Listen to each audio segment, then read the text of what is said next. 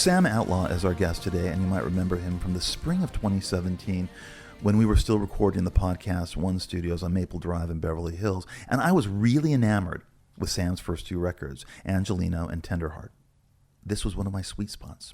SoCal country pop, expertly written and performed by this newcomer, and who has moved increasingly into rock pop, which is basically what so much of country is right now to a degree, and Popular Mechanics, which is Outlaw's third full-length record, and his best, was released on November 12th.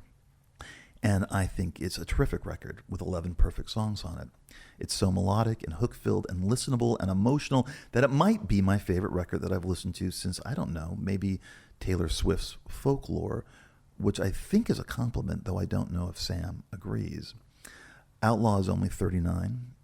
I say only as someone 57.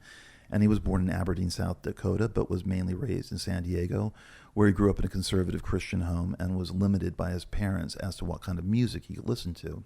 As a young adult, the influences were the Beatles and Emmylou Harris and George Jones, and he soon became serious about playing the guitar and writing songs.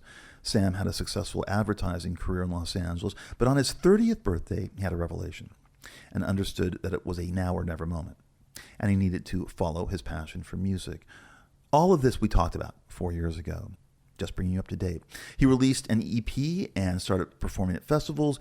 He recorded his first LP, Angelino, with record producer Ry Cooder, and his second album, Tenderheart, was released a couple years later, where he had built up enough of an audience, at least in the UK, that the record debuted at number 3 on the UK Country Albums chart. But nothing prepared me for the grand pop ambitions and the masterful songwriting of Popular Mechanics, which is a nearly perfect pop rock record, 80s style. The production is superb. It's as if we went back to 1983, and the world is better for it. It is like a lot of artists around Sam's age, The Weeknd, Ed Sheeran, John Mayer, Taylor Swift with 1989, as well as Miley Cyrus last year, an updating of 1980 sounds and records, which is probably why I love Popular Mechanics so much. Traces of everyone from Tom Petty to Cyndi Lauper to Kenny Loggins are echoed, and the title track is pure new wave power pop gold. It could have been recorded by anyone from the Go-Go's to Loverboy to the Cars. And the whole album has the shimmery pop feel and warmth of the best of Fountains of Wayne, who we will be talking about later. We will be playing snippets of a few of the songs so a listener can get an idea of how gorgeous this record is, and as well as talking about a variety of things. Anyway, we recorded that last podcast, as I've said, in the spring of 2017 while Sam was still living in Los Angeles. But then he was part of the exodus that relocated from Southern California to Nashville or to Austin or to Florida. And I'd say I probably lost 25 friends who fled California in the last 3 years, and Sam was one of them in 2018. Sam, getting back to the opening of this podcast just briefly and what I experienced this week, I know that you've had struggles with depression and anxiety. Where are you now with that, and how have you dealt with it in the last few years? I mean, if at all. And what was the main source for you in terms of this depression you went through, these anxious moments you survived, besides just, the everyday stuff? Did you ever take anything? Was it ever that serious? I've definitely taken things. So when I first had my first ever panic attack, it was like 2009 or 2010. Late 20s. Yeah. And I was going through my own divorce to my first wife. First wife, that's right. My folks were getting a divorce, and my mom was struggling with kind of like sort of a mental unraveling. Not, I don't think, too unlike maybe what you've experienced with your partner. Yeah.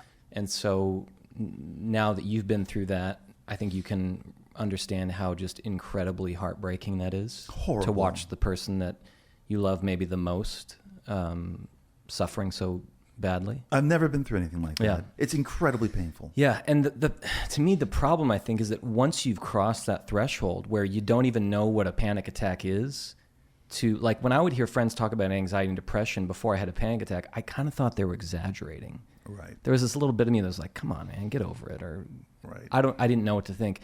And then once you have your first really crippling anxiety attack, I don't know that there's any going back from that. So I guess to answer your question, thank goodness because of a really good therapist, because of regular exercise. Exercise. Yeah. I think COVID was kind of an accelerator. The lockdown was kind of an accelerator. So I had to finally face some things during that year, including the death of my mother, which I realized I actually never grieved properly. Because she was suffering so much, I think I realized that when she passed away in 2013, I think I accepted the relief of a loved one no longer suffering, but I didn't grieve the death of my mother, right? Right. So I finally dealt with that. And although that was incredibly intense and incredibly painful, I feel very thankful to be on the other side of it. But look, Brett, I mean, I keep Xanax with me. When I need to take it, I take it. I try not hit the booze too much. I've noticed for me, there's a definite correlation between drinking more than I probably should at night, which COVID was like, what the hell else are you going to do? You know, crack some wine and watch a show and wake up the next day to deal with another day. So I think I had to get myself a little healthier, but I think COVID it made clear to me some things that I needed to face that I hadn't faced.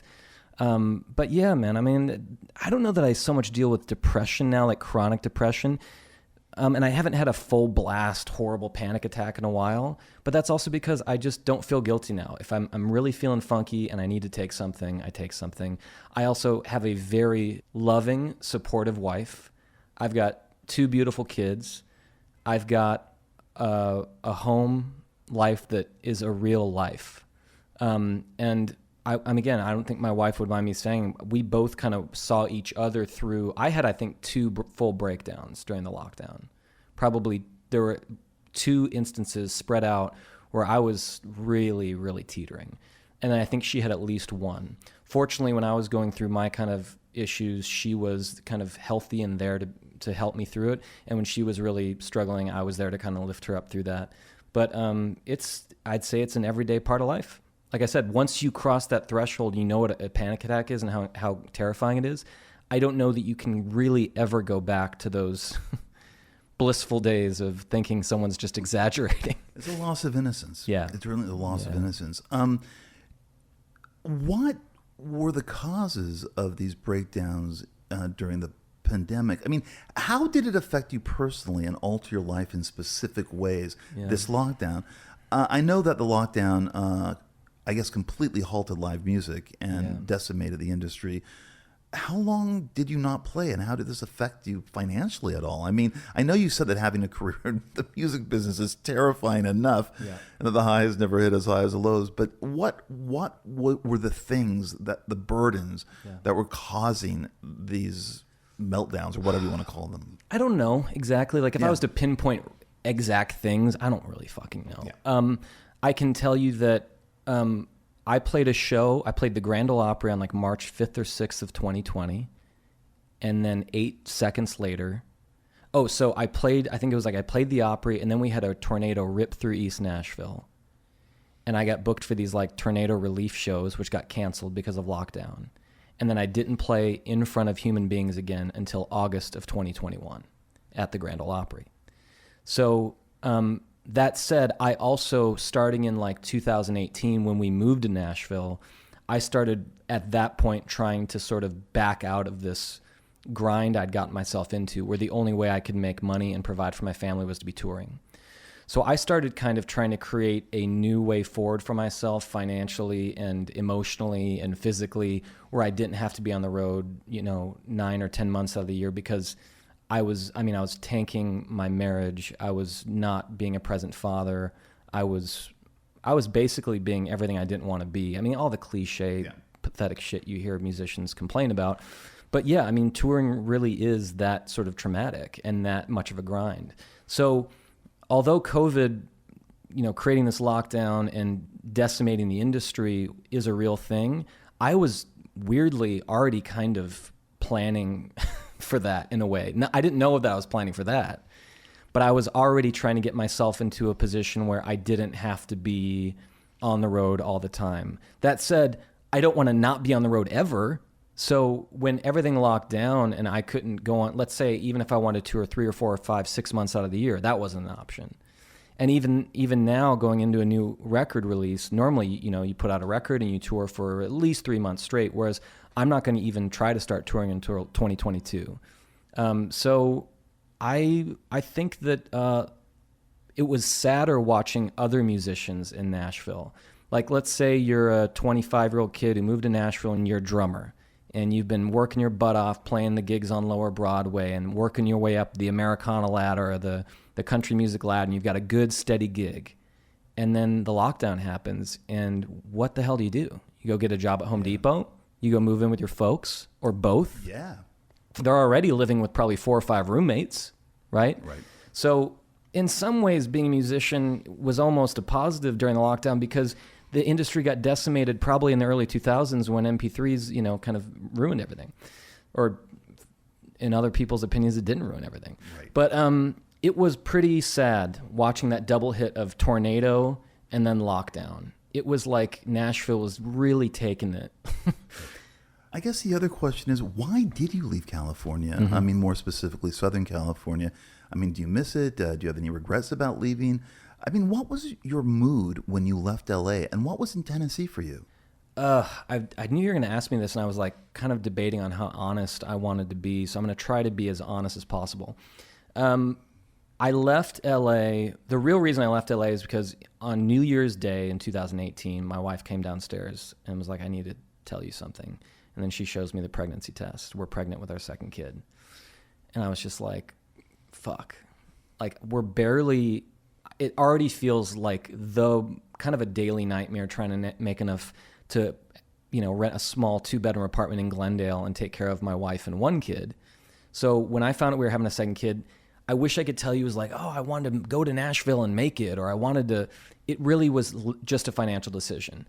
We had been kind of window shopping, buying a house in Nashville since like 2013, 14. I think that was before East Nashville got kind of developed up enough where I felt like I could see myself living there. So in 2018, the decision was basically just a practical, this is the only way I can survive as a songwriter. That said, and I think I remember talking with you back then, I think I felt kind of like a failure leaving LA. I think there was this part of me that, so I had this canned joke back then because people would ask me in interviews, oh, you're a country singer, why don't you move to Nashville? And I would make this kind of silly joke, kind of a deflection. I would say, well, in LA, I might be a dork in a cowboy hat, but in Nashville, I'll be just another dork in a cowboy hat. And you know what? That turned out to be fucking true. So I think in some ways, the problem with living in Nashville, if you're a musician, is it's kind of like, I made the analogy to my wife today. I was like, it's kind of like, let's say you worked at a restaurant and you wear your restaurant clothes and you go around serving food and then your shift's done, but then you also live at the restaurant. You like change your outfit, but you're still walking around, everyone's kind of looking at you and everyone knows each other's business and you're just like bunked up with all these other people that are serving food at a restaurant. So whether you want to compare it to that or to like kind of living in a small junior high school where everyone knows your business, being a musician in Nashville, for me, I really miss the anonymity of LA. Like you could be Bradley Cooper on the night you win the Oscar and walk into a bar and everyone might like look at you and briefly go, oh, that's Bradley Cooper. But no one cares. No one cares. No one's interested. And I really miss that anonymity of Los Angeles. Other things I miss would probably be I guess the obvious stuff. I kind of am I'm a vain person. I like things to be beautiful. I like things to be attractive. We have a beautiful home and a beautiful street and a beautiful neighborhood, but the main drag that goes by our neighborhood is called Gallatin Pike. And it's just fucking ugly. I mean, it's just an ugly fucking street. And every day when I pull out onto that street, I think my heart kind of sinks. Like, I never lived in the Hollywood Hills or, Bel Air. But like when, our little pink Spanish 2-bedroom in Glendale, that's cute little like bougainvillea pathway in the yard, it was pretty. The people maybe in LA are a little prettier too. So some of it's just aesthetic, vain, I don't know, ego stuff. It's so strange because I have so many friends who moved to Nashville, and you were telling me that you're neighborhood in Nashville had exploded in popularity. Yeah. It's something akin to Echo Park here in LA in 2008, or Highland Park also here in LA in 2013. And I remember that. Yeah. I couldn't believe it. I mean, I grew up in LA, and if you told me that Highland Park was going to be a place that was going to explode, I would go, you're fucking crazy. Yeah. It's never going to happen. And now galleries, hipsters, I mean, have taken over. And that's also kind of what's great about LA, because it is big enough. It's not New York. It's not like a gated, moated city that you can only go so far. Yeah. LA has this endless spread where these new communities can pop up anywhere, and that's really great, and revitalize it. And also places for young people to go. Mm-hmm. They can't go to San Francisco. They can't go to New York. Those cities are devoid of that anymore, but LA still has it. It still has that kind of youthfulness going on. But getting back to Nashville, I know so many people who moved there, or to Austin, and I want to ask you, why are people who are not in the music industry moving to Nashville? At least 10 friends of mine have moved there, and they're successful people, just could not stand California anymore. What does the city offer? Or the state? Genuinely. So as at one point I felt like a failure leaving, I also every day wake up in my beautiful home in East Nashville and go, yeah, this is pretty good. So here's what especially East Nashville has. Because East Nashville kind of became, and I hate this word, but like the hipster, whatever, takeover of Nashville, you've got world-class dining, you've got good bars, so you've got nightlife, all within literally, Bret, 2 miles. Like, I almost never even leave East Nashville. We were also able to, in 2008 or 2018, buy a home that would have cost like $3 million in Glendale or Eagle Rock or something. I have a big, beautiful home that my family loves. We've got a yard. So you paid a fraction of that. And now it's gone up in value so much that I certainly every day go, hey, good job, dude. You bought a house. Good investment. Good investment. It also, I just really still think Nashville in so many ways, like I just look around, I go, this is kind of the best. It checks off the most amount of boxes for the most reasonable amount of money. So let's say you want to get the hell out of town. Like, I'm still learning how to vacation living in Nashville. In LA, if you go on vacation, you drive to Palm Springs, or maybe you fly to Hawaii, or maybe you go to Mexico. In Nashville, it's like there's places in Florida. Like, if someone told me 4 years ago, do you want to go vacation in Florida? I'd be like, fuck off. No, I'm not 89 years old.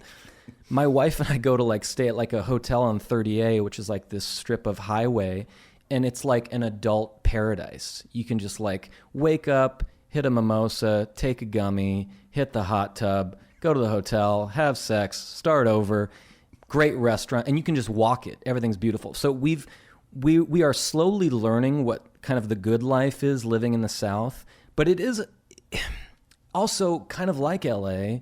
You've got mostly people, like most of your peers are not from Nashville. Like on our street, you've got the gay dudes that moved here from LA. You've got the 75-year-old guy that's lived on the street since 1980 or whatever. You've got the 30-year-old kind of yuppie professionals who work at Vanderbilt. It's kind of this great cross-section of everything. So that's the simplest way to describe it. For me, coming from Los Angeles, don't get me wrong, if I was just rich as hell and I could afford the big, beautiful house in the hills, I'm not fucking leaving LA. But that didn't happen for me. And I wasn't aiming for that. I wasn't trying to become a pop country star. I knew the songs I was writing and the stuff I was doing was probably only ever going to appeal to really a fringe number of people. But I can actually eke out a living and have a good life in East Nashville. So does that answer the question? It's about as good as it gets. Well, yeah, it is. Well, and a lot of people who say that about Austin too. Sure. And a lot of people. But so I would say East Nashville is kind of where Austin was like 10, 12 years ago. Austin is now comparatively very expensive, very crowded. Don't get me wrong, great food, great. I love Texans also, so it's got that going for it. But I would say, especially in 2018, East Nashville, even where we're at, which is a really hot neighborhood, there was still a lot of meat on the bone. So I don't know. It's where is it in relation to Franklin? A lot of my friends moved to Franklin. So most of the people in the industry live in Franklin. Okay. Franklin, just think of Franklin as just white people, yuppie, paradise. So Franklin is about 35, well, it's 25, 30 minutes south of downtown Nashville, which makes it about 35 minutes south of East Nashville. because East Nashville is just a little bit north of downtown. So most of the people, like if you're a manager, if you're a lawyer, if you're a booking agent, or probably got some dough, you're probably in the more mainstream side of things, you're going to live in Franklin. A question so many artists today, regardless of your field or my field, is, I kind of increasingly notice, is, so what? Mm-hmm. So what if my record or my movie or my book is really, really good? So what? Or what if they're even, as the collective says in the moment, oh, they're really good. Your record's really good. Your book's really good. Your little movie's really good. What does it mean anymore if there's sort of no money? Does something simply being good anymore ensure success? I feel that to a degree, not always, that there was much more of a chance for that happening in the empire. I think there is a stark difference that I'm noticing more and more and more in 2021 as a creator between the product that is put out and the audience, and what their desires are, their needs, what they want, their attachment to it, their lasting attachment to it, their interest. And it's making a lot of people I know who create just go, kind of, so what? I was thinking about the 25th anniversary of Tom Petty's Wildflowers, and it was a record that just did not hit me at all in 1994. I thought it was boring compared to the other Tom Petty records. I barely played it more than a few times. And yet I dug it out this summer, and I listened to it, and this was one of the most profound albums I've heard, and my favorite music in years, and it was coming off that album. And it both elated, and it kind of wrecked me, and I was so moved by it. It's Petty's masterpiece, I think. Absolutely. And I must have played it maybe 15 times all the way through in my car. It didn't leave my CD player for a month. And it deserves our respect in a way. The artistry of that record deserves our respect. How much effort was put into that record? How much feeling and emotion was put into it? It was built in a very Empire way. And the expectation around it was very Empire. And they really weren't met. I mean, Wildflowers didn't do as well as it was supposed to do when it came out. It is, in a way, his last grasp at greatness. I don't think he ever made anything after that that can stand up to that record. Now, of course, there are not a lot of Tom Pettys around in the world, but the artistry and the songwriting and the vision of the record, the expense of it, and the expectation of it, and the idea that there would be millions upon millions of fans buying it, and I think maybe 3 million people did initially when it came out, is a thing of the past. We all know that. That's all from the Empire. And I realized while listening to those beautiful songs, marvelously produced by Rick Rubin, that I missed this. I really miss this compared to where we are today. And I don't think anything has replaced it in a lasting, good, strong way that compares. Any thoughts about that before we start talking about your record? Am I just being nostalgic, or did people, both artists and the audience, care more then? Was it because the audience was more invested, maybe the artist was more invested, that there was a dialogue between them? Or am I completely off target about this feeling I've been having? I feel like you're kind of asking, like, does the world just suck now? Kind of. Well, I think we know partly does, yes. Yeah. Though it must be fair to say that as someone with kids, the world is a different place for you than it is for me. Yeah. So from what I remember about that record, which is one of my favorites, I think it was one where he decided to do a solo thing, and Rick Rubin's producing it. And I'm pretty sure, I think this is the record, and I've watched the Bogdanovich documentary on Tom Petty like 4 times, but I have to give a shout out to this fantastic documentary. It's Running Down a Dream. Yeah, oh my God. And it is a sublime 4-hour plus deep dive with amazing archival footage that I've never seen before of Tom Petty from Gainesville. Yeah. I mean, footage from him as a kid in Gainesville, from his first bands. It is, even if you're not a Tom Petty fan, it will make you a Tom Petty fan. And what's so funny about that is, I can't believe how great Bogdanovich did with that documentary. And also, he lets the songs play. Yeah. The songs play, it's not snippets. And the fact that when Tom Petty asked Bogdanovich to do it, Bogdanovich had no idea who Tom Petty was. Are you serious? He had no idea.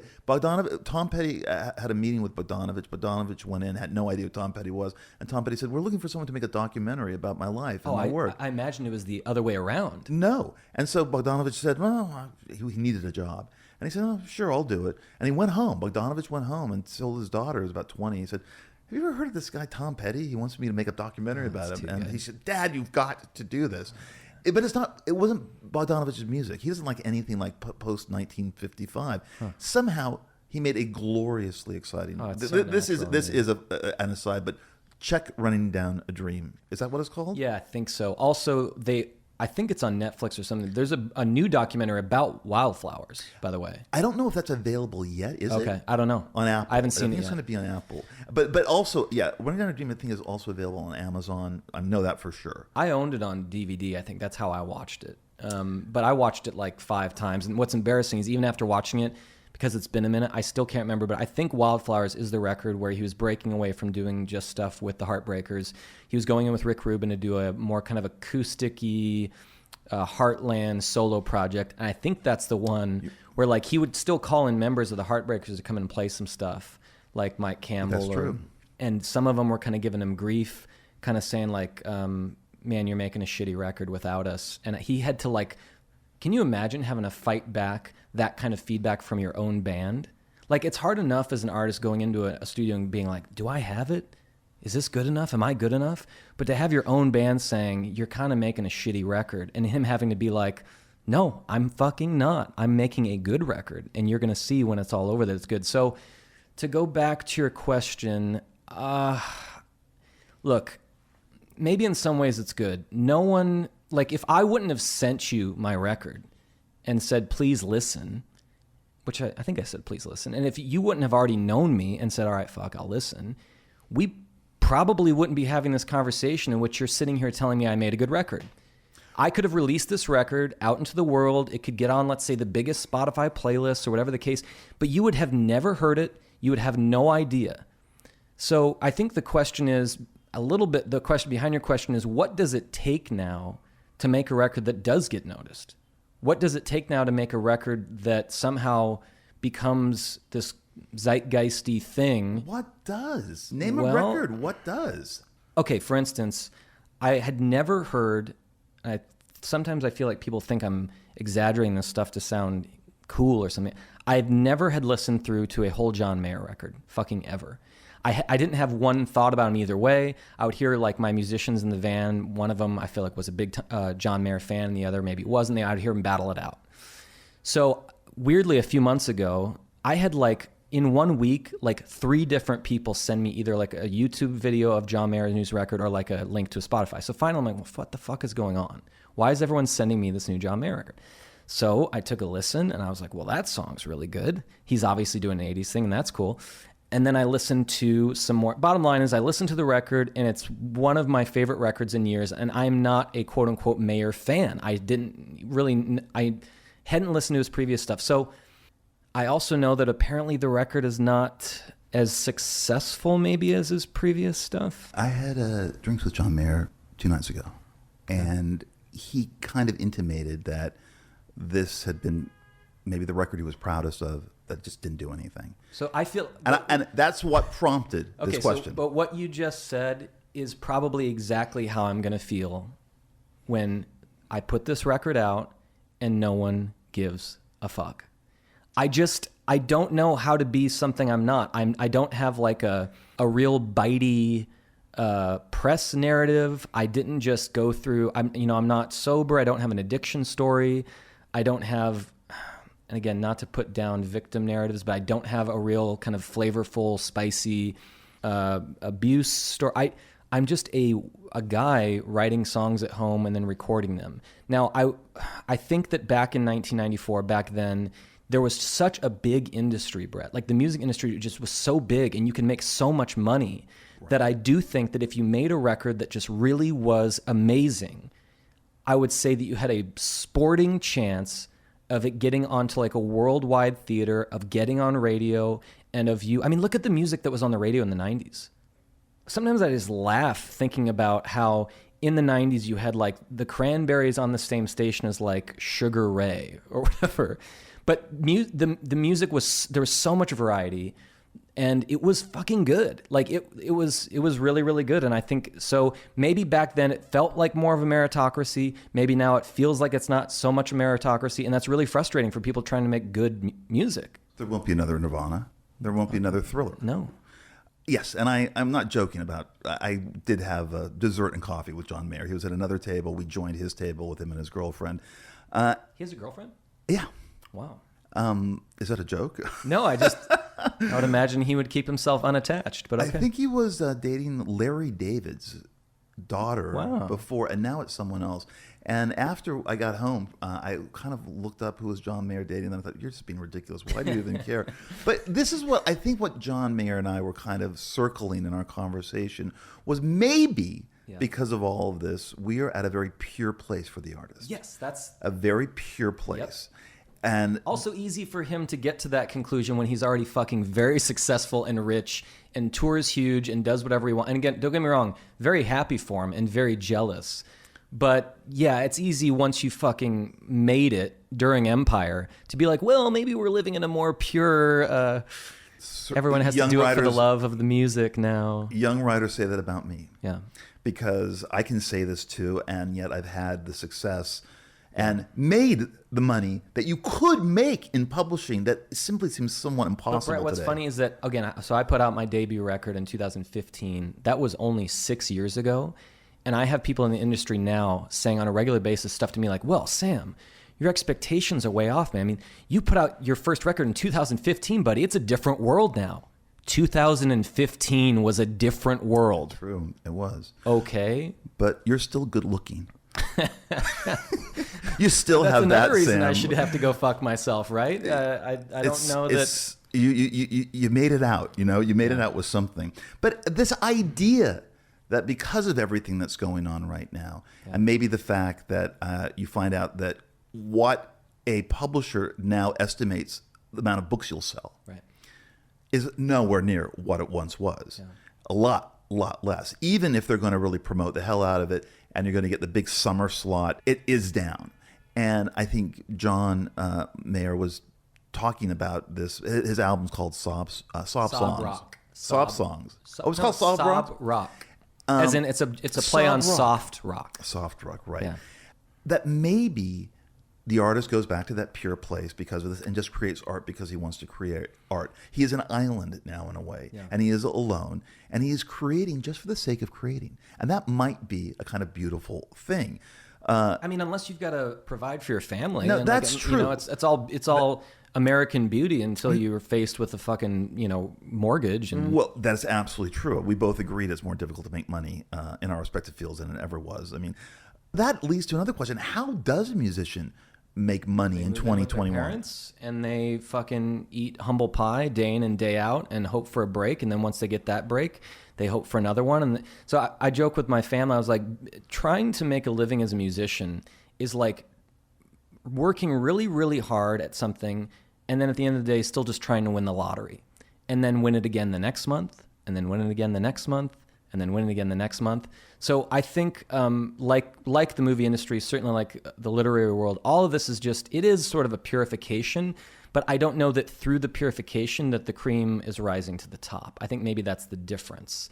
I don't know that the music that becomes the most successful, like Neil Young was on the radio at one point. That's wild. Yeah. That's just, and you could compare maybe like an Ed Sheeran or a singer-songwriter like that to Neil Young. But, No. And I don't know if he would or not, but again, yeah. So I think the Mayer record is like the song Shot in the Dark. Somebody sent me the music video because in the music video, it's a parody of like an 80s video. I saw it, yeah. So he's, and it's beautifully done. It's a fucking gorgeous video. He's this just kind of emotional singer-songwriter with his guitar, and he's over-strumming. It's really funny. And then the love interest is a painter, and my wife is a painter. So my buddy sent it to me and jokingly was like, this is you and Andy, So of course I watched the video, and I'm like, well, this song's fucking good. And then I just kept listening to it and kept listening. And then, of course, you go back and listen to the record. And so to find out that record, which I actually thought had some clever marketing, I noticed benches in LA that said like something like soft rock is just, oh God, I'm going to mess it up. is like relaxed fit jeans or something like this. But they, so he was doing a parody of 80s music. Yeah. And doing it to a T, the imagery, the videos, the songs. But it's all really, really, really good. I think also people were sending me his tunes because they knew I was kind of trying to do an 80s thing. And as well as you pointed out, Taylor Swift and all these other folks are kind of going, oh, right, the 80s, that was kind of cool. But yeah, I don't know. To think that those songs have not been a huge hit for him this year doesn't bode well for my record. Well, I think there is some, again, but the compensation is that the pressure of building hits doesn't matter, because what are they?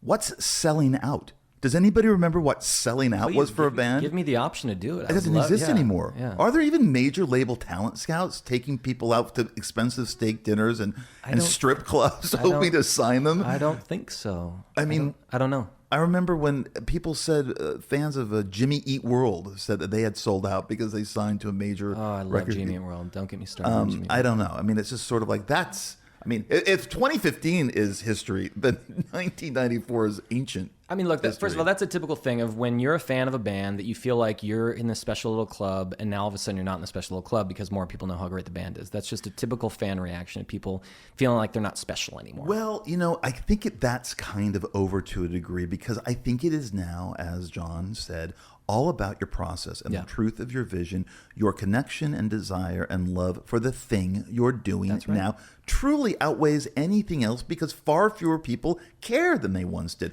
Or there's this amorphous mass that cares about half as much. So when you were writing The Shards and when you finished it, can I assume, maybe with all your work, you said to yourself, I'm going to write this for me? Okay, I'm going to say something that might sound a little, putting a badge onto my chest or patting myself on the back. I always wrote a book for myself. Yeah.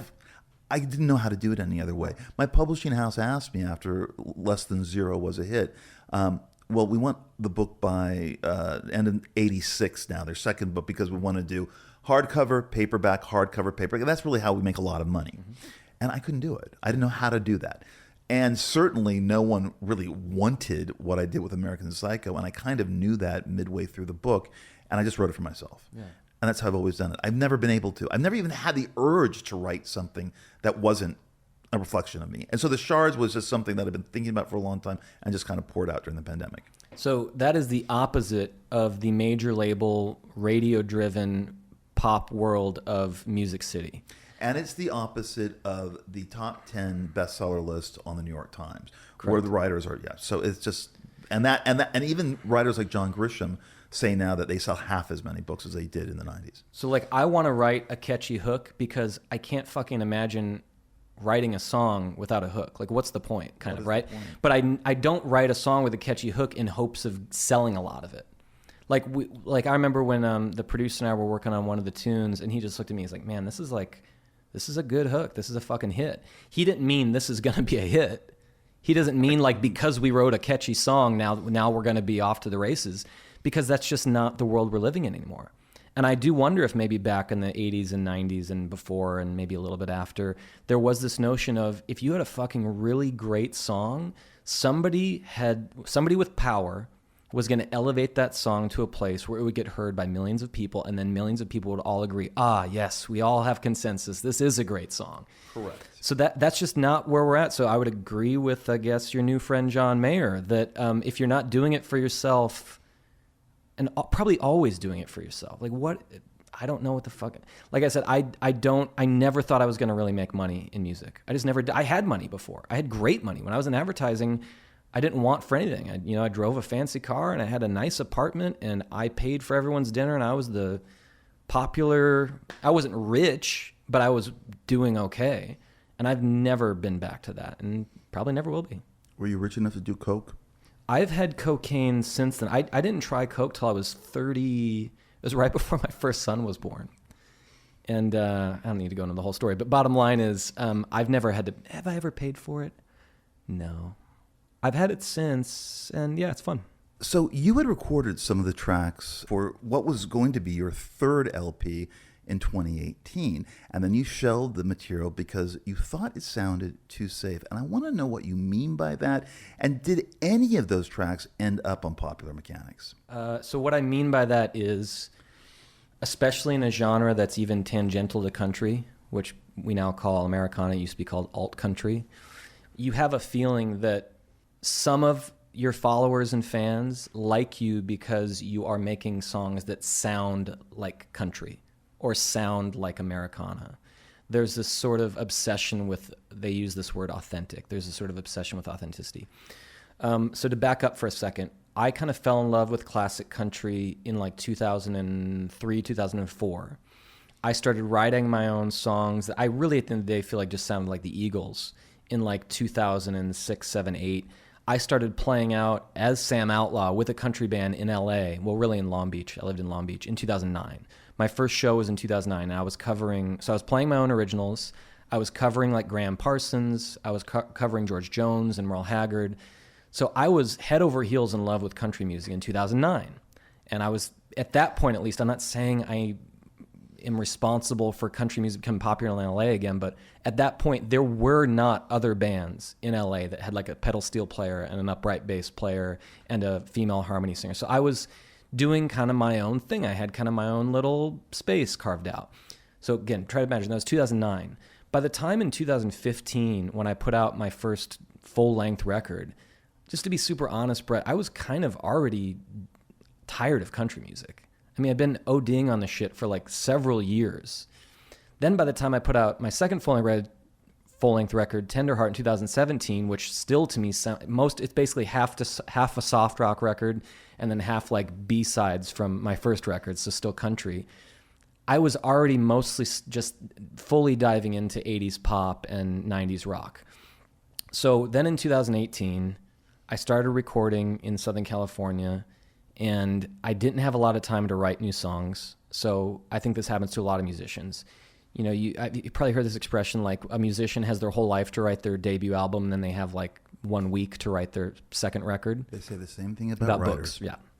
So for the third record, I was feeling a lot of pressure. I mean, again, sounds like you can relate to this, to churn out another product so they can keep the whole thing running.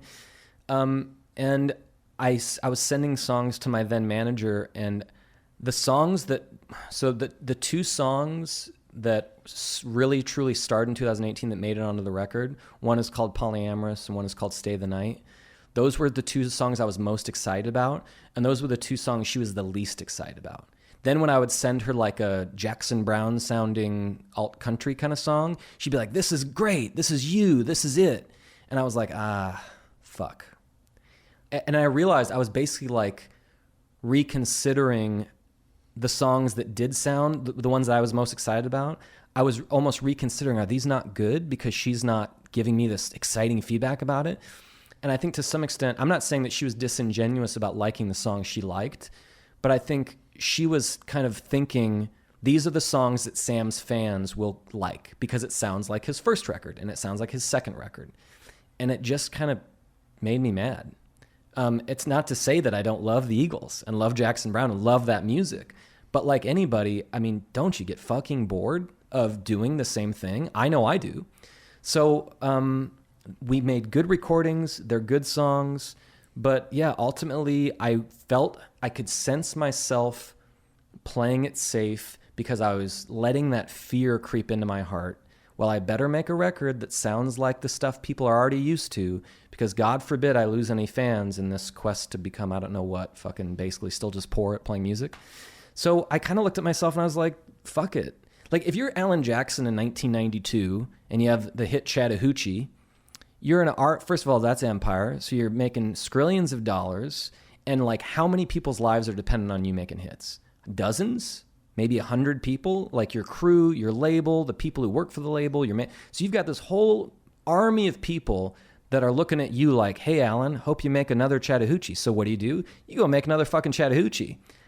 That's not me. I wasn't making millions of dollars. I didn't have dozens and dozens of people whose lives were dependent on me churning out music that sounded like the last thing I made. So I basically shelved that material and without even knowing it, kind of decided to start over. Well, what about Chris Stapleton? What about Jason Isbell? That's an interesting one. Yeah. How do they do it? Because they are the white cis males. Yeah. And country does seem to kind of, I guess Jason Isbell would be Americana. Yeah, but I mean, that's of all, I mean, again, Jason Isbell, he's got great tunes. And if I asked him, Jason, aren't you just getting bored with making stuff that sounds like 2002 Ryan Adams? You know what he might say? He might say, no, because in my own way, I mix it up. In my own way, I'm actually baking a lot of variety into this music. You and I might hear it and go, this record's great, and it kind of sounds like the last one. That one was great, and it kind of sounds like the last one. Maybe for him, incremental variety is enough. For whatever reason, Bret, I don't know, but for me, it just wasn't. I couldn't do another sort of incremental step. I kind of wanted to go further. What is in the air or the water? Why are so many artists drawn to this period right now? And why were you drawn to it? Because, as you said, this is not a country record, though it could have been. You could have done these songs as country, I suppose. Yeah, I did. I almost want to send you one of the, I think, turned out best songs on the record. We did like the Jackson Browne version of it and then completely re-recorded it to fit the new vibe. So you do have country versions of these songs? Well, one of them. Will you be playing them when you tour? I'm not going to play them country. Or at least I'm not going to play them like that kind of country. I'm going to play them closer to what you hear on the record. Why this sound, though, and why this approach? What was going on with you in that moment in your life? Regardless, it's classic. It's great stuff. It sounds better and better and better the older you get, that whole era of music. But what were you feeling that made you go to that place? So, first of all, I think it has to do with the fact I've got an older brother. He's almost 14 years older than me. So I've got a proper Gen X brother.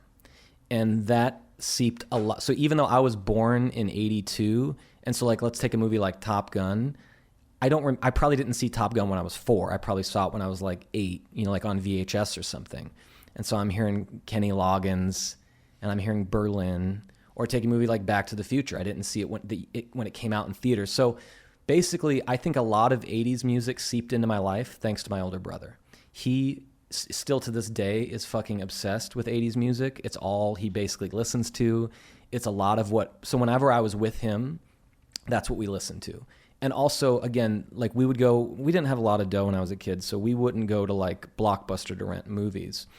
We'd go to the public library. And I remember there was like the Betamax section and there was the VHS section. And I remember like lusting over the Betamax selection because it seemed like they had the better movies. And I was always like really fucking pining. Why don't we have a Betamax player? We've got a So I had my few movies that I could rent from the public library. And that, again, like Back to the Future, these 80s mainstream huge blockbusters were like front to back pop music, right? The soundtracks were just wall to wall pop. And so I think that's probably the soil or the roots of that. I'm getting lost in my own analogy here. I think that's probably where it started. And then starting in probably about in 2017, I just kind of only listened to 80s. I was listening to 80s, but also all the newer people that are trying to basically copy the 80s. So like the 2 Brandon Flowers solo records are 2 of the best records I've ever heard. I haven't heard them. I'm a big Killers fan. So when Killers first came out, like 2003, 2004, I didn't like that song that was on the radio. Boyfriend who looks like your girlfriend. Yeah. Oh, no. Mr. Brightside was the second. And I didn't really like Mr. Brightside either. Uh-huh. I think I got on board. All these things I've done. Maybe that one, or maybe there's something about a Young song. When we were young. That one I kind of got into. Yeah. That whole album was, I thought, great. But yeah. Anyway. So, know a thing about Jesus. Dogs like a man. Yeah, there it is. Thank you, Adam.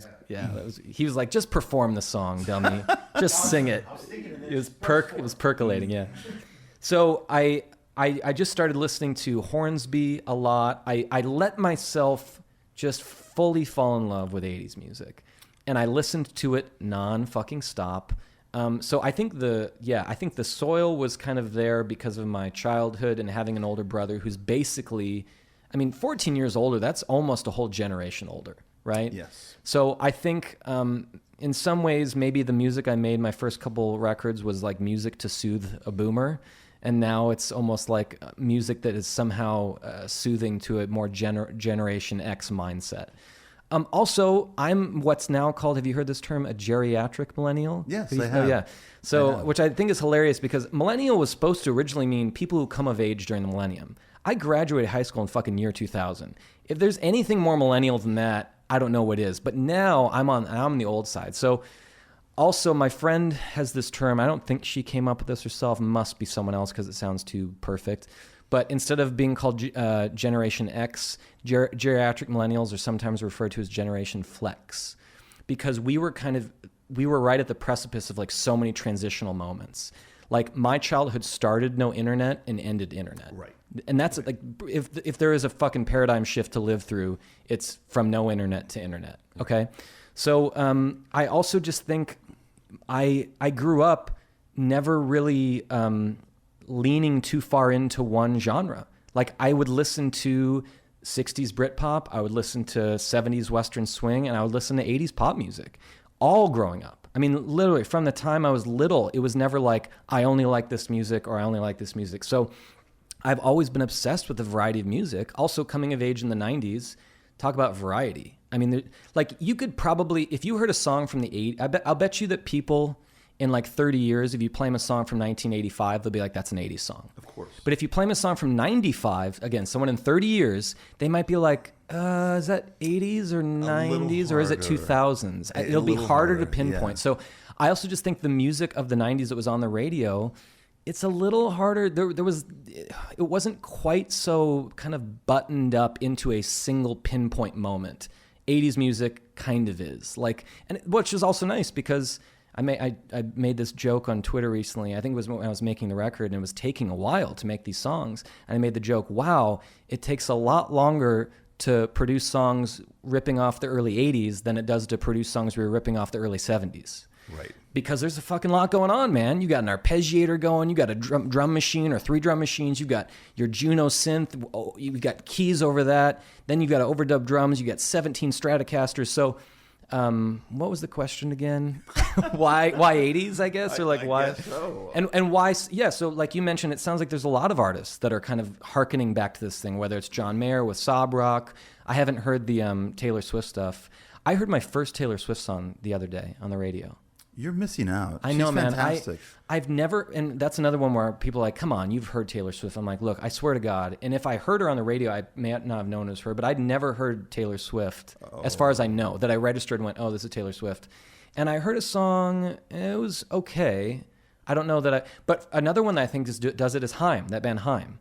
Yes. Their good songs are like the most, they like if those songs came out in the 80s, they would have been the most popular songs of the 80s. Because they're like perfect pop songs. They're big. They're very Michael Jackson-y. Or whatever. That's a really... That's I'm not going to probably know the names of any of them. Look, Folklore is like a masterpiece, I think. And it is... Is it kind of Americana? It's a collaboration between her and The National. Oh, I like The And National. Andy Dresner, who writes the music for The National, they collaborated. And they wrote a bunch of songs. And then she wrote a bunch of songs with Jack Antonoff. Okay. And From Fun, who's now, I guess, with Bleachers. I really loved his previous band, The Format. Oh my God, that second record, Dog Problems by The Format. Do you know that record? I only know the Bleachers stuff. Fuck, man. The Format was the best. I miss that band. We're going to listen to like 3 of these songs, or snippets of 3 of these songs, and just get your feeling on why you wrote it and what does the song mean. I guess I want to ask you first about the title track, Popular Mechanics, which is the second track on the album, and arguably kind of my favorite. It really hits that 80s sweet spot. We'll listen to about a minute of it, and then you can tell us what the song's about.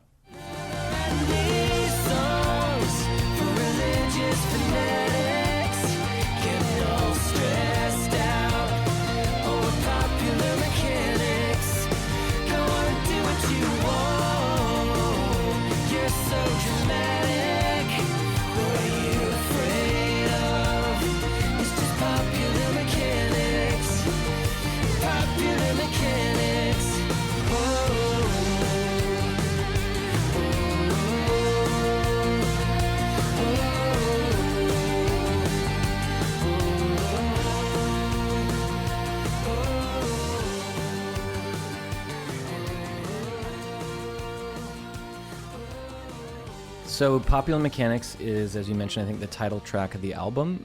I guess if there was like kind of a story behind the song, there's this journalist who runs a country music blog, and he's like a genre purist. So you can always guess the kind of records he's going to like. If it sounds like 1971 country, then he's going to like it. And if it sounds anything like modern pop radio country, he's going to smash it to bits. Now, I'm personally not a genre purist. Obviously, I like all kinds of music. But on the other hand, I also really appreciate an honest journalist. So he's one of the few writers who, when he thinks something sucks, he'll really dig into it. He'll really give it, the full treatment. So I also, and this is probably also why I just stay off Twitter in general now, because it just seems to be, what good can come from being none? Nothing. So this particular person who I've met in real life, and I'm, fine with him, but he tweeted one day, there's no place for drum machine in country music. And I just replied, why? In other words, what the fuck are you talking about? Why have rules about art? That's perhaps the most narrow possible view you can take on art. So I don't say I went home, I don't know where the fuck I was, but I kind of resolved in that moment to put as much drum machine on my new album as I could. And so I don't know if we're going to, if the clip that we've got includes the beginning of the song. It does. And okay. Where you can tell there's a okay, cool. So, it starts with like drum machine. Yeah. Like literally fucking starts with it. Yeah. And so the line is, I'm not writing these songs for religious fanatics getting all stressed out over popular mechanics. What that means is, by religious fanatics, I just kind of mean the genre purists who are like, country music is this and country music isn't that. Because I just don't know how you argue that. I don't know how, I have the pleasure and privilege of playing the Grand Ole Opry. I'm now technically part of like the most long-standing and beautiful tradition of country music. So I still feel like I'm country in the way that I want to be country. So in other words, I don't want to write music for people who just like my music because it sounds like a thing that they feel comfortable with. I want you to like my song because you either think it's good or bad. Rather, I want you to like it if you think it's good. So that, I know other people have said this, but there's only really two genres. There's good music and bad music. Right. So popular mechanics in my mind just means you're using whatever kind of tricks and sounds and technology that you want to create the sounds that you want. Because if you feel like you're making authentic country because you're copying, let's say, 1965 George Jones, well, that's a little bit hypocritical, because the people that made that record in 1965 were making songs that sounded like pop music of the day using every bit of technology that was available to them. In other words, in 1965, they weren't going, how can we use gear from 1930 so it'll sound really vintage? They were trying to make music that sounded as good as possible. So they were using the height of technology for their time. So that I would just consider that those are popular mechanics. Those are things that were created by engineers and these little magicians that said, okay, you want to create this sound with a steel, or you want to get like a punchier kick drum, or you want like a more MIDI snare drum, or whatever it is. Some guy had to figure out, or girl had to figure out how to make that sound, and they used the best technology that was available to them. You mentioned that Fountains of Wayne was an influence, and that the album is dedicated to the memory of Adam Schlesinger. Yeah. For those of you who don't know, Fountains of Wayne is a seminal pop band from the late 90s and into the early aughties. Only 5 records, despite greatest hits and B-side stuff, which is also fantastic. So good, yeah. 4 terrific records and 1 a masterpiece, Welcome Interstate Managers. Their only real hit, I guess, and presided over by arguably the greatest pop songwriter of his generation, who was Adam Schlesinger, who tragically died from COVID in that first wave in 2020. What was it about him and the band that you responded to? Now, I know it's different for everyone, but a lot of people think they're just a flat-out great band, even though they never achieved the kind of popularity. Though they did have a kind of novelty hit with Stacy's Mom, which Chris Collingwood, the lead singer, certainly didn't want on that record. He was very unhappy about it. Yeah, he got into a huge fight with Adam about it, and that turned out to be their only hit. And it wasn't even top 20. It was, and they were dropped by their label a couple of times. Sure, of course. Fountains of Wayne, but. What was it about them? It almost sounds like there are Fountains of Wayne songs on this record. And your voice almost sounds like Chris a little Collingwood. bit, Yeah.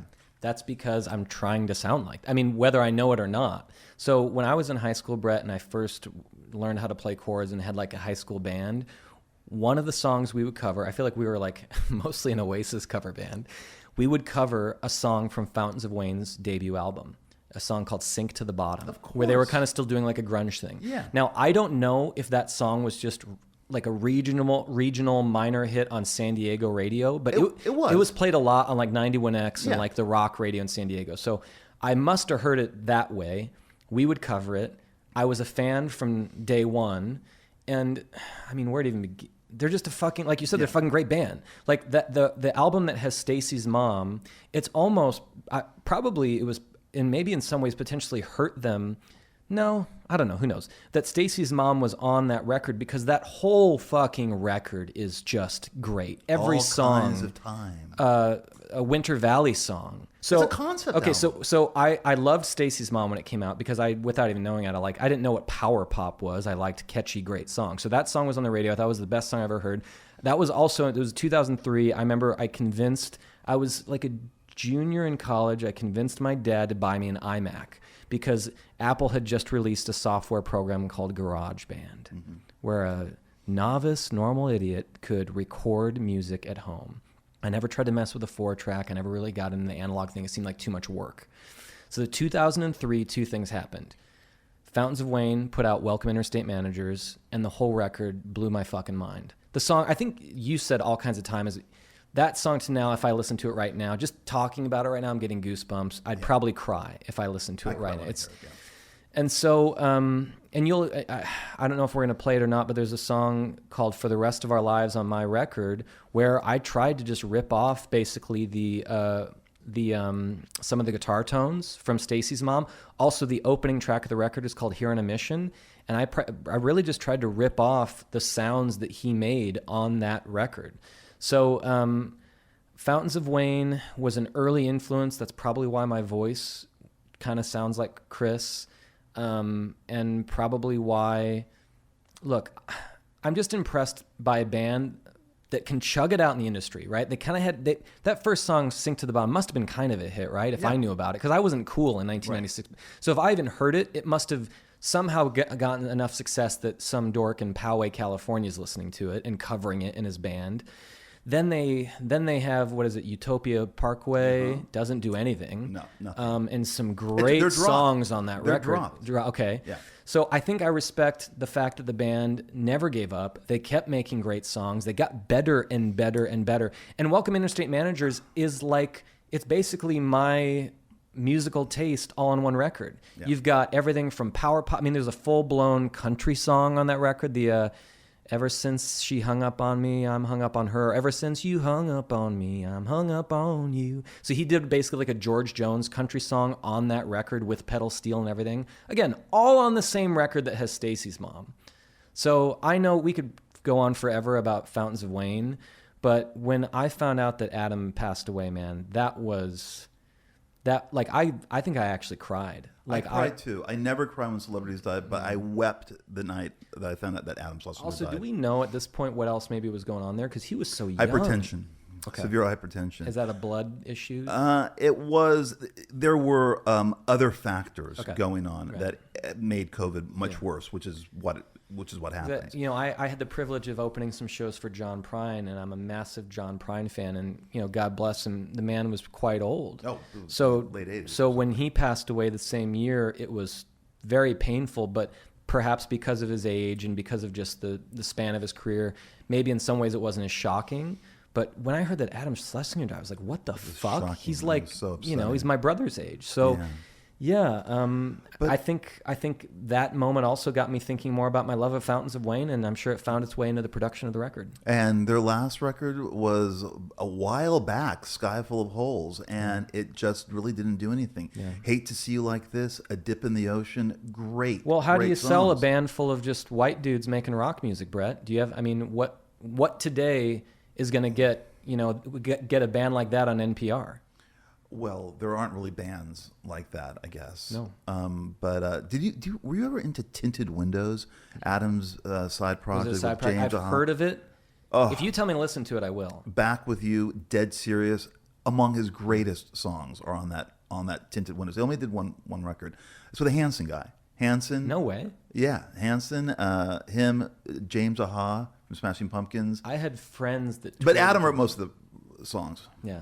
And still it's a thing where we don't know which ones Adam wrote and which one Chris wrote, right? Like they never Adam divulged. started writing most of them because Chris had drug and alcohol problems and so Adam ended up really writing in the last two records, I think all But of it's the safe songs. to assume that if Chris didn't want Stacy's mom on that record, clearly that was one that Adam wrote. Right. By the way, I rewatched the music video for that yesterday. It is just so fucking wonderful. Stacy's mom? Yeah, the little kid It's at cute. his I watched it friends, too. and then she catches him like jerking off in the room. Yeah. They don't show anything, but that's what's happening. And yeah. Did you ever hear their version, Fountains of Wayne version of the Kinks' Better Days that they played on Conan's first show back from 9/11? No.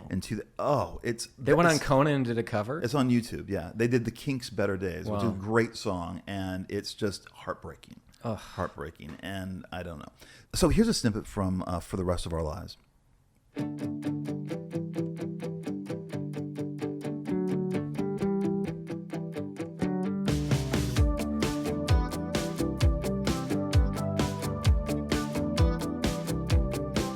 I was losing my mind.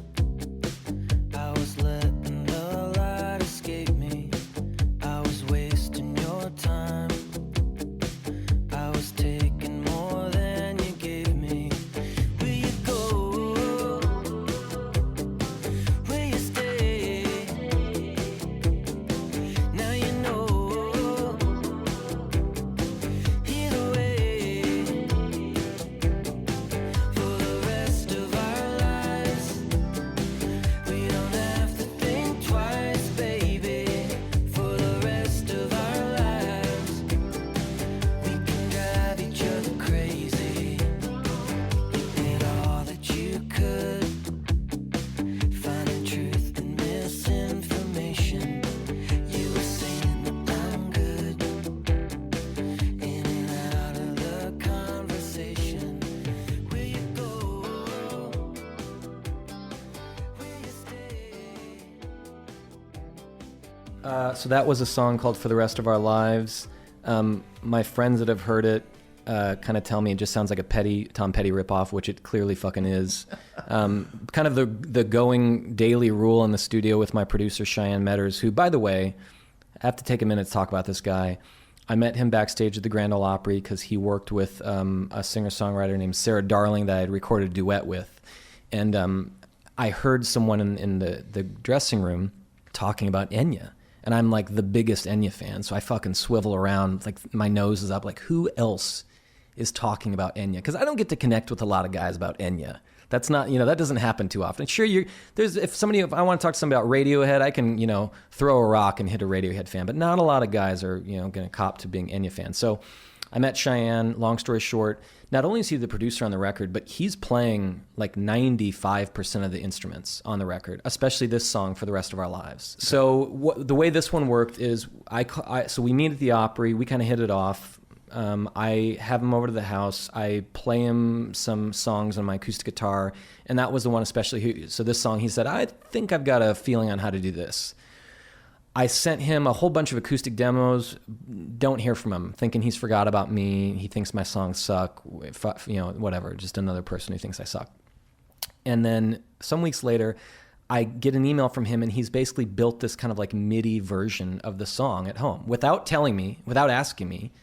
Just sends, here's basically like a skeleton of this song. And it was fucking cool. And it was him singing the vocal, but it was like MIDI drums and like just kind of maybe some like Stratocaster. So I right away was like, and it sounded kind of like what I want to do. It kind of this kind of 80s thing. So right away with Cheyenne, I was like, this is the guy.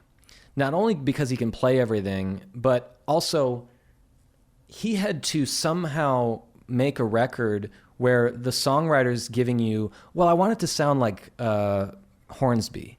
I want it to sound like Tom Petty. I want it to sound like Cyndi Lauper. I want it to sound like Enya. I want it to sound like Brian. I gave him the weirdest fucking grab bag of influences to try to build a record from the ground up. So Roxette? Yeah, you could Must Have Been Love. Are they also the ones that do She's Got the Look? Joyride. Joyride. So there was a lot of challenges for Cheyenne. But basically our rule was when we were making a song, if we don't know what to do or if we're leaning one way or the other, just do whatever we assumed Jeff Lynne would do when he was producing Tom Petty. That was basically the rule. Anything, because, Running Down a Dream, if you get stoned and listen to that in headphones, and you will immediately know this is the best music ever made. And so we basically just did that. We would listen to Tom Petty, specifically the stuff that Jeff Lynne produced, which is nice, big. It's like I Won't Back Down. Won't Back Down. Ugh. I mean, too many. Free Fallin'. Yeah. I mean, it's crazy. I mean, Tom. I love that story about Bogdanovich not knowing who he is. That just makes him cooler, really. Like. So anyway, the rule was, if in doubt, just copy Tom Petty. And that's most of the record. It was really just trying to rip off Tom Petty. You're releasing Popular Mechanics independently. You don't have a label for this. Why don't you have a label? And do most people now kind of have different relationships with their labels or even have a label? How does it work now? So I think more than ever, there used to be, I feel like, major labels and then like a ton of like successful indie labels. And then even lower than that would be, I guess, just people doing what I'm doing now, which is you find like and I do have a good digital distribution partner now, which so far they've been great. They're brand new. They're called Command Shift. They're based in Nashville. They basically help me to make sure my music is on every possible digital platform. And they also help with playlisting, because this is the new world we're living in, Bret. You're not going, you will not get streams unless you're a legacy artist, where again, like our friend John Mayer, who started releasing very successful pop songs on the radio in the 90s.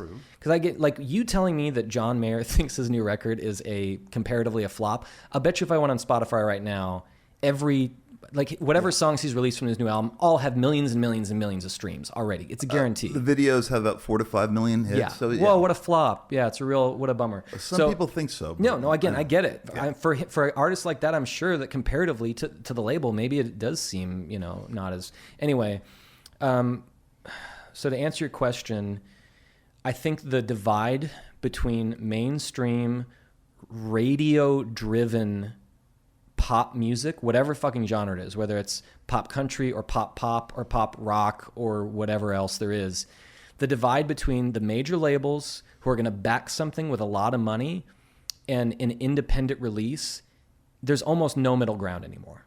Like, I released my first 2 records with an independent label based out of Canada, and they got distribution through 30 Tigers based in Nashville. And I won't go into the whole story of me not working with them, because honestly, it's mostly a amicable break. And no, but basically, it's almost like, unless you're going to go for radio, and you've got a good chance of being on radio, then they're going to spend a shit ton of money on you, and they're going to like fucking force it.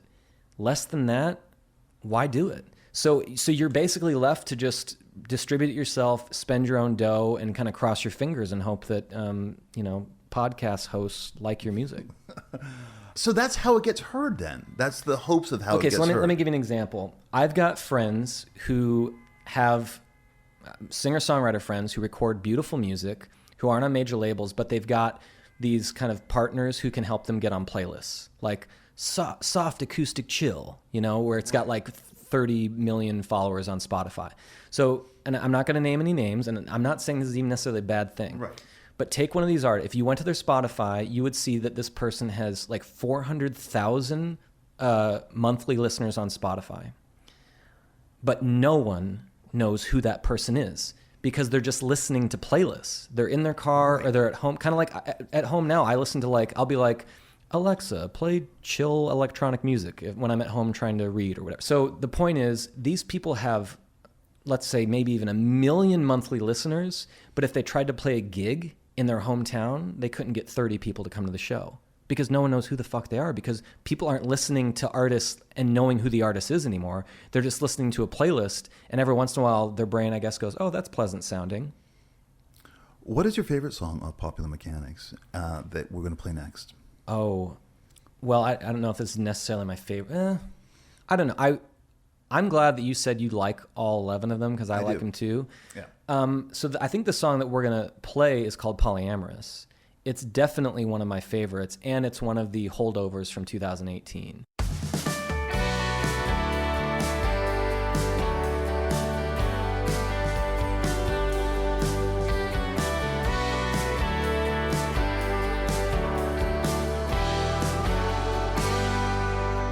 You can tell all the truth that you want with a clever disguise. You can make them believe if your story is told through a hero's eyes. So you're making some plans and you're careful each step of the way. But this old world has its own rules, there'll be a price to pay. And maybe you're in some trouble. Maybe she's feeling dangerous. She's got the other one seeing double. Polyamorous. Polyamorous.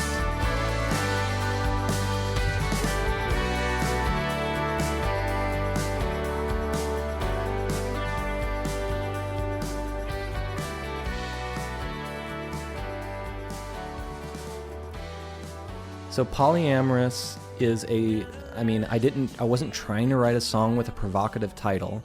I mean, that was another thing is I was the other day trying to talk to my manager about, I would love to play the song at the Grand Ole Opry. And I was like, man, I don't think they would stop me from playing it because it's not like an explicit song, but it's got kind of a provocative word in it. I think people would be Googling it, in the audience. But basically, Polyamorous is a song based on a true story. And they made a movie about this a few years ago. But in the 1940s, there was a professor married to another professor. They got into a love triangle with one of his students, where all three of them, I guess, were in kind of a marriage together. And they are the three people that created the comic book Wonder Woman, the character Wonder Woman. The true story of this is detailed in a great book called The Secret History of Wonder Woman. I know the book, yeah. Okay, so I read the book. It was fucking fascinating and wonderful. And then after I read the book, Hollywood made a actually decent movie about the story. Of course, it's the movie version, and everyone's like super hot in the movie, even though the real life versions of these people, they look more Nashville than they do LA. Well, I'm glad they're hot. Sure. No, yeah, I don't want to watch a bunch of frumpy academics, knocking around in the 1940s. Right. So anyway, so I just thought the story was fascinating. I thought, if you were in 2040 trying to live a polyamorous life where like one of the women's taking care of the kids, the other one's bringing home the bacon, and then really Professor it's hard to say, it's like Marston or Malston, he was almost the dummy in the trio. The thought of people even having a lifestyle like that semi-openly in 2040 is crazy. These people were doing it in 1940. Like the balls these people had to be like, well, fuck you, we're going to live how we want. And the best part of the story is, so it started with the guy kind of, I guess, manipulating his then wife into accepting a third into their relationship, and she kind of went along with it, I think kind of dragging her feet. She ends up basically falling in love with the woman. When he died in the 1950s, those two women stayed essentially married and together until they both died of old age in their 90s. And I just thought it was like maybe the coolest love story. And so it sparked me writing a tune about it. And it was really fucking unfortunate because there's not a lot of shit that rhymes with the word polyamorous. So it was for me, it was kind of a fun challenge. Can I write a song called Polyamorous? And can it be something that tells a story? Because I don't usually write a song going, I want to tell an interesting story. I maybe I have a hook in my head. I try to plaster some words into the hook, and then we build a song around the hook. With this, though, I was like, okay, I've got a story. You said you were told by an industry executive, you're a straight white male, so sorry, but no one gives a fuck. I sort of wonder, what does that even mean? What decided that straight white male equals no one cares, or i.e. no talent in a way, that no one wants to write about you no matter how talented you are? I mean, when someone says that, I sometimes wonder that maybe it would have been a better shot, Popular Mechanics, as a country record with you as a country performer, because that is where straight white males tend to flourish. Morgan Wallen, anyone? to name but a few. Real popular name, yeah. But, well, a hugely popular artist Yeah. with the biggest country record of Yeah. the year. That's the guy who dropped the N-word and didn't help him. Well, 10 weeks at number one? I don't know. I know the New York Times tried to take him down, but I just don't think it mattered to his fans who liked him. We got, what, 1 million Instagram followers, whatever. But I was at dinner, and a producer asked the table in the middle of a conversation about, they were talking about a movie producer? Yes, Okay. movie producer, but also with ties to the music industry. Okay. Talking about how terrible the music industry is to a certain degree. Right. And he asked, will Lil Nas X even be remembered in 5 years, let alone 10? And someone else answered, well, I bet that young gay black kid who's not out yet will remember him 10 years from now. I seriously doubt that in terms of how fast our culture is moving. And I'm gay. Okay. And I don't believe that necessarily is going to happen. I'm just not sure if that's true. But what we were arguing about over this whole thing is that it should be about the music. Yeah. It should be about the music, not that Morgan Wallen said the N-word or whatever. Yeah. Someone was arguing that Lil Nas X had become a stand-in for a whole host of ideologies, and that the mainstream press is over-enamored with, put Lil Nas X on the cover of the New York Times Magazine, but why? And the younger musicians I know who've listened to his music go, there's really nothing there. I only know Old Town Road. Yeah, Old Town Road. Right, and that's... I fucking love the song. Yeah. Personally, I'm on that side of the fence there. I think love we it. all liked it. Yeah. But it all seemed to be indicative of a culture like that comment that the executive gave to you about you being, a cis white man or whatever. Again, an example of a culture really into this sort of ideology that outweighs the aesthetics. It's a great record. It doesn't matter if you're green, yellow, or whatever. It doesn't matter what your sex is, if you have a penis or you don't. But that I this, do, by the way. Can we get that on record, Adam? well, Okay, only if you show it. Sure. Oh, right. Now it's turning into a Howard Stern. Okay. Anyway, look, I guess, again, this gets back to what we're talking about. Does sheer talent really matter in the ways No, that it doesn't. used to? That's just an easy one. That's a piece of cake. No, of course it doesn't fucking matter. No. That said, I also think sometimes that our fear of again, this word woke, I almost feel like it's becoming now as innocuous as the word hipster. How about woke hipster? Sure. Yeah, it's like a redundant mess of no meaning. I'm not let's put it this way. When I've got conservative family members sending me forwards about the socialist takeover in America, I just calmly reply to them, maybe you're right, maybe you're wrong. That said, I'm not losing a lot of sleep over socialism. I'm also not going to lose any sleep over the fact that just like every other creative industry, music is probably not a meritocracy. Because you know what? I can't do anything fucking about it. I can't do anything about it. Right. I can't make people care about me No. or not care about me. Well, I can certainly probably help people to not care about me if I don't make music.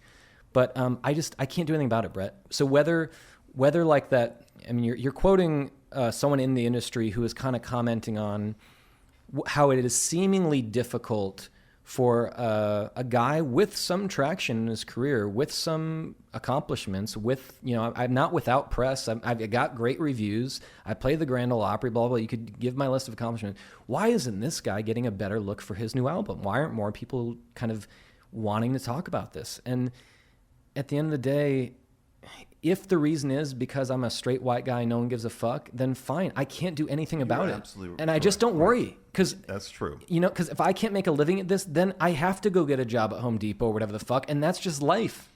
At least I can sleep at night knowing I tried. Exactly. You like the record. My wife likes the record. I like the record. My kids are probably on the fence about it. But whatever, man. All I can do is make the fucking record. You told me that you were totally fine about talking about miscellaneous indry and pop culture stuff, but that's fair game. What do you mean by fair game? What is fair game? Oh, I just mean I'll rap with you about, 'cause that's one of the reasons I actually like your show is half the time the best stuff is when you're kind of done talking about anything that quote unquote matters. So I guess like your career and your record. Well, also the reason I think that those parts really work on your show is like if I was to do an interview for, let's say, a top 3 music magazine, there's no guarantee they're going to even mention my music, Brett. Right. There's no guarantee. Like right. I remember a few years ago doing press for my second record, and I was not complaining, but kind of laughing with the journalist about how my narrative seemed to be still like, this guy left advertising, now he's a musician. I said to her, like, that's not even that interesting. Like, isn't there anything else we can talk about? And she said to me, well, what do you expect people would want to talk about? And I said, the record, the music. Would anyone like to talk about the songs? When I was growing up listening to music, that's why I liked the music, was the music. So my point being, yes, thank you so much for giving me a chance to talk about my music, and also happy to talk about bullshit too. Yeah, well, let's talk about something else. Let's talk about movies. What are some movies that you've responded to in the last few years? This is something we ask all of our guests. You know, they could be new or they can be old. Recommendations, disappointments. I always ask everyone if they saw Tarantino's Once Upon a Time in Hollywood. Did you see that? What do you think? Okay, so At the risk of offending the man, because it seems that he does listen to your show, and maybe he's stopped listening thanks to me, but I actually started, I missed seeing it in theaters because I was touring all over the place in 2019. That was when it came out. Yeah, 2019. Yeah. And I really wanted to see it in LA. In fact, I really wanted to see it at the ArcLight. And I didn't get the chance to, and then the window passed, and next thing I know, it's not in theaters anymore. So I know that for someone like this, it will hurt his feelings, but I actually watched it for the first time on my laptop in a fucking airport. Had a martini at the airport. I know, he's probably thinking this motherfucker. After all the work I put. So I started watching it at the airport, got on the plane, finished, and it was like the best movie I've ever seen. Went home, bought it on Apple, and I've watched it since, without exaggerating, I've probably watched it 4, 5, or 6 times. Okay. Absolutely flipped for it, and I had someone shame me on Twitter because I said I liked The Joker and I liked Once Upon a Time in Hollywood, and this person was like, big surprise there. Like, basically her point was another guy liking movies about white male rage or whatever the fuck. Yeah. That's like, but no, Once Upon a Time in Hollywood is one of the best movies I've ever seen. We'll probably not have another movie that good in I don't know how long, so I'm just going to keep watching Once Upon a Time in Hollywood. Do you keep up with current movies? Are you going to see Dune? So I tried watching it the other night at home. I think I was too stoned, and I just had no idea what the fuck was going on. Yeah. So I'm going to try again. It's more just to look at, right? Well, look, I know you got 2 kids, and it's hard to get to a theater, but that is... I've taken my son Leo to a theater 3 fucking times already, and I'm so proud. He's 5. I don't know about Dune, but Dune in IMAX is how I saw it, and then I watched it again, not because I liked it so much, but I was just curious to see how effective it was on my TV in my bedroom. It's different. It's very different. Yeah. It's a very different experience. Other movies from actually during the pandemic, the one movie that did get a big release that a lot of people went to see during the pandemic was Chris Nolan's Tenet. Did you see that? I did, unfortunately. It was the biggest fucking waste of time. I felt like I was watching a deeply miscast James Bond movie with, like, James Bond movies already barely have a discernible plot, but you don't fucking care because you'll just watch Daniel Craig have sex with supermodels and drink martinis, and it's kind of a good movie. I didn't know. Maybe I'm dumb. I just don't know what the fuck was going on. I wanted to stand up after an hour. I wanted to stand up in the theater and look around as though I was going to like start a revolt. I just wanted to shout, does one person here know what's going on in this movie? Raise your hand. Come forth. Who can tell me what the fuck is going on in this movie right now? I guess it was visually interesting, but it was also so long. So how long can I sit in a movie based solely on good-looking special effects without having truly any idea? I mean, I got that it was something about time and... I can't answer that for you, but I know Did you like it? I did not. Okay. And so he did Memento, right? Did Memento. I saw that in theaters with my college girlfriend. One of my favorite theater experiences of all time. I love the Batman movies. Dunkirk, I thought was fucking brilliant. That's another rewatchable for me. I could rewatch that one. Everyone trips up. Yeah, I just didn't get it. I did like one that you talk shit on. I did like Mank. I thought Mank was okay. It was also my first time back in a theater in like a year, so maybe I had like beer goggles. I did not go to a theater to see Mank. Maybe that would have made the difference. I saw that on Netflix. I thought it was good. Anything else that you've seen recently that made an impression on you, movie-wise? Rediscovery. I had kind of like my list during the lockdown of like if I was to put a title to the list, it's like movies I known I've always supposed to see, but I never got around to watching. That's what I did too. Yeah. So one of them, and it was a hit or miss kind of scenario. The ones that hit for me, Tootsie. I thought I was going to hate Tootsie. No. Every time I looked at that cover, like when I was a kid and I saw Dustin Hoffman in like a beautiful gown, I just thought, not for me. Again, no transphobia. Just it didn't. That wasn't enough to make me go, I got to see this. This looks hilarious. It's pretty good. Also, I loved Mrs. Doubtfire, and so that was probably my generation's version. So yeah, I watched Tootsie, and I really couldn't believe how good it was. Yeah. How sort of sweet and natural and funny, and how even, like, my also thought was, I'm going to watch this movie, and it's going to be just riddled with shit that would not fly now. And it honestly was pretty, like, palatable for a modern audience. Yeah, and even if not good. It's good. Yeah. One more. Yes. JFK. I watched it too because During the lockdown, you watched it? I did because Sean Stone was Oliver's son was going to be on, and I know that he was either in it as a little kid, or there was just something about it. That's I think his favorite of his father's movies, and I wanted to refamiliarize myself because I hadn't seen it since it played in theaters in 1991. Impressive. Really impressive. When I was a kid, I remember seeing the VHS cover at Blockbuster, and it was a 2-tape. So that was kind of daunting as a kid. And I was one of those weird kids who I would go see the courtroom procedural when I was 9 years old. I loved a gritty drama when I was that young of an age. But something about the 2-tape thing I think scared me off. When I was a kid, I thought that Kevin Costner was playing JFK. I didn't understand there was a movie. So anyway, bottom line is I watched it, and it's just a perfect mess. I don't know how it comes together so beautifully because it's just crazy. I mean, it's fucking all over the place. It's all over the place, and yet you can follow it exactly. And whatever this conspiracy is, and everyone's in the movie. Every single actor from 1991 is in the movie. It's true. It's true. Any TV you've liked in recent years? Did you watch Ted Lasso? I did, and really loved the first season. I think I watched a couple episodes of season 2, and not for any reason, I just haven't gotten back to it. But I liked season 1 a lot. So did I. Probably the best thing, couple best things I've seen on TV. Yeah. When it's really hitting, I did think White Lotus was awesome. Right. But not so much the more exciting scenes, like when the hotel guy is going down on the kid, and that was funny. But the stuff that I thought was honestly brilliant was Steve Zahn. Amazing. I mean, the was scene so where he good. drinks during the day, goes to the bar, and starts just dumping his life onto the poor young girl, and she tries to kind of back away from the conversation. Yeah. I connected with that character so much. I was like, I told my wife, I was like, fuck, sweetie, there's this scene where he gets drunk and goes to a bar and starts talking to a younger woman. I was like, that's me in 10 years. That's so me. It's so sad. Did you watch Mayor of Easttown? No, I heard it's great. It is great. I just look at that movie and I just don't want to watch it. I completely agree with you, but there was nothing on, and I heard it was so good, and I fell completely into it. It's a murder mystery. Kate Winslet's also pretty fucking great. I got to tell you, Evan Peters is great as this young partner that she has trying to figure out he has the best drunk scene I've ever seen an actor do. Drunk? And I think a drunk scene in a bar. Because it's kind of hard to do it. People overdo it a lot. And he does it in a really subtle way. And I think that's why he won the Emmy for Best Supporting Actor.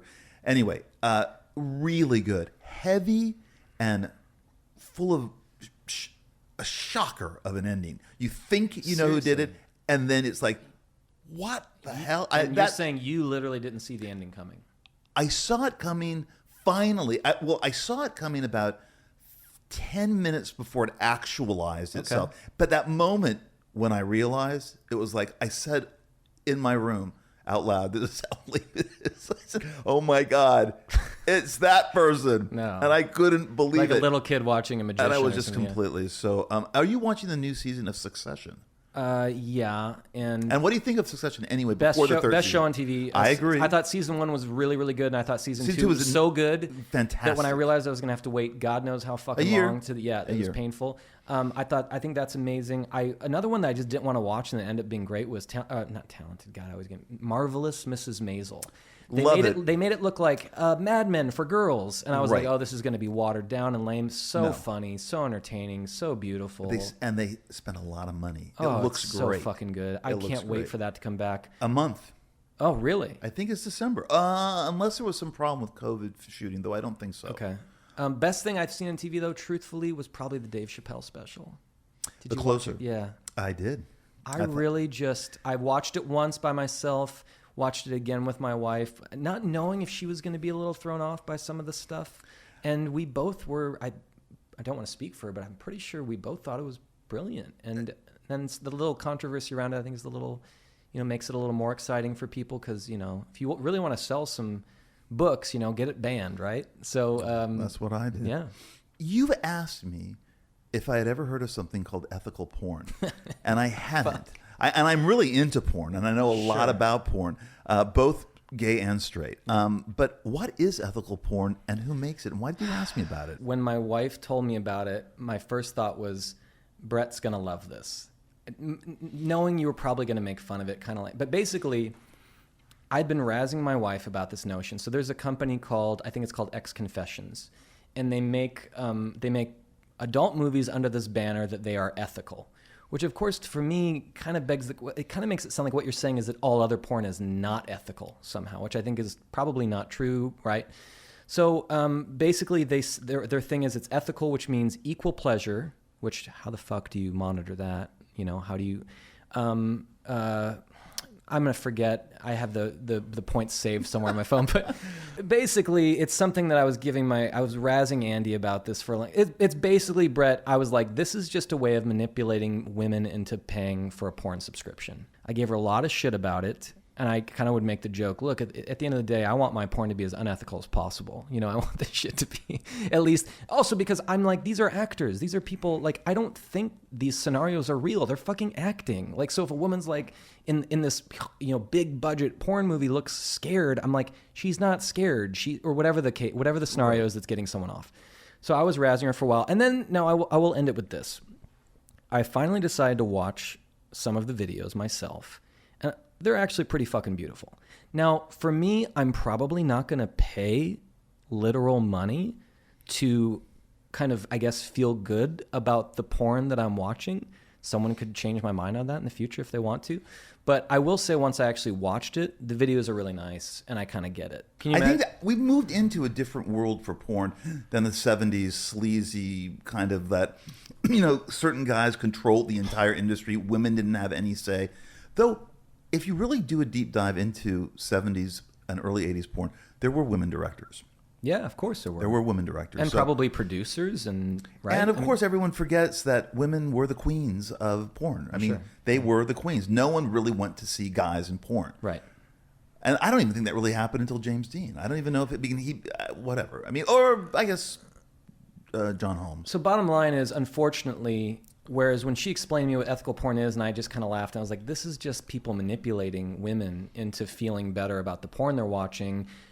At the end of the day, if it's something that looks okay and it gets you off, then it's just the same as whatever the fuck I'm watching. Are they ugly, though? Are these performers? What are we talking about I didn't here? see any ugly performers, but it's possible they have some in there that are maybe not considered like conventionally hot. That's ethical. Ugly. I like really vanilla porn. As long as the people in it are really, really good looking, they can pretty much do anything, and I'll get excited about it. Yeah, I'm pretty much there. I want pretty much straight ahead, completely. Girl next door having a decent time with the guy next door. Boy next door, boy next door is fine with me. But I do not need anything more than just like the basic sexual requirements. I don't need a lot of pomp and circumstance. But they need to be good looking. Yeah. They need to be good looking. They can't be offbeat. I don't like tats and colored hair and earrings for guys. It does not do. So I need a kind of very vanilla look, and I'm okay. With you on that one. And finally, we're going to ask you a question, which you did answer in 2017. Okay. I don't know if your answer has changed. You're going to ask me the last fucking years. Eagles question again? It's the Eagles question. What do you think of the Eagles? I still think they're one of the best bands of all time. I got to play after Glenn Frey passed away. I was very honored to get to be invited to play the tribute show for Glenn Frey at the Troubadour, and I got to perform Tequila Sunrise. And it was one of the most nervous I've ever been because I'm such an Eagles fan, and it's like it's almost like if you're like trying to play songs at a wedding, you're like, please just don't fuck it up, don't fuck it up. And that was also I mean, quick name drop, Bonnie Raitt was also there. And when we were rehearsing, so the show was great because they had all these different performers come out and do Eagles songs, right? And then the grand kind of finale is everyone on stage, and we did Lion Eyes together. And like everybody kind of takes a verse, and then you sing the choruses together. And when we were rehearsing the song, we paused the song for whatever reason, and Bonnie Raitt kind of looks over at me and she goes, "Hey man, you have a really nice voice." And I think that is probably the only, I was speechless. And to this day, when I'm having a day where I feel like I'm a nobody and like I don't got it, which frankly, man, is probably more days than not, I remember that Bonnie Raitt fucking said that I had a decent voice. And that meant the world to me. And so I'm forever in debt to the Eagles, if anything, not only because of their music, but because it afforded me that moment to have one of my musical idols, Bonnie Raitt, affirm to me that she thought I was okay. You can't top that, Adam.